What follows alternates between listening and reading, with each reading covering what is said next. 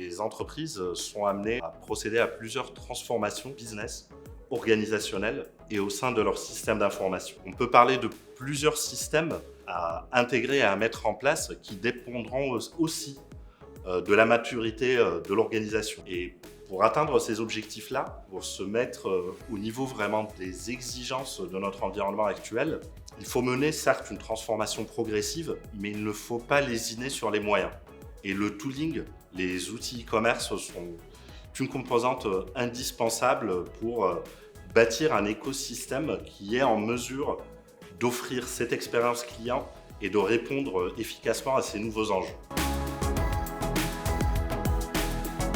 Le socle fondateur de la démarche, c'est l'article et le produit. Donc, je devrais avoir un PIM pour pouvoir centraliser toutes mes données de produits au sein d'un système, d'un référentiel unique que je peux enrichir au fur et à mesure de l'évolution des articles, au fur et à mesure de l'évolution de mon discours de marque et de mon discours marketing, et de distribuer systématiquement cette connaissance à tous les systèmes qui sont impliqués dans la démarche. En second lieu, si je parle d'articles et d'expérience, je parlerai de médias.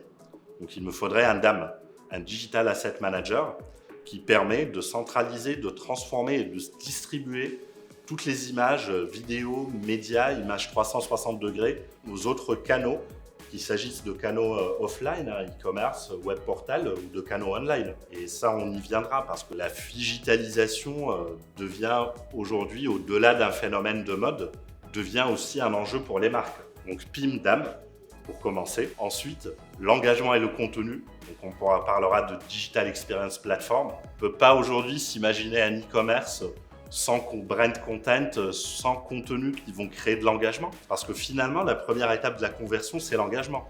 Plus j'ai un client engagé, plus il aura tendance à aller vers de la conversion, vers de l'achat et vers de la fidélisation. On parlera aussi essentiellement d'OMS, d'Order Management System. Aujourd'hui, on a du mal à gérer un e-commerce si les stocks ne sont pas unifiés. Donc, si j'ai un stock, on va dire digital et un stock du monde physique, j'aurai tendance déjà à perdre en productivité, donc à avoir un système de management chronophage, à payer cher en termes de coûts, on va dire de coûts de transactions, de coûts de management de ces stocks différents. Que permet de faire l'OMS? Il me permet de gérer mes inventaires d'une manière unifiée. Donc de pouvoir naviguer en bonne intelligence à travers mes différents warehouses, mes différents entrepôts pour trouver le bon article pour le bon canal et pouvoir incrémenter et décrémenter les stocks d'une manière intelligente en minimisant l'intervention humaine, donc amélioration de la productivité, faisant en sorte de proposer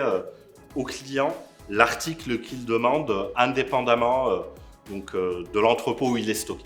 Donc plus de satisfaction client, meilleure productivité, une gestion plus efficiente de stock unifié. De ces enjeux de transformation e-commerce, aussi bien sur le B2C que sur le B2B. On travaille avec des entreprises, des partenaires à divers degrés de maturité. On met en place des PIM et des DAM, des marketing automation, des outils plateformes e-commerce en mode headless.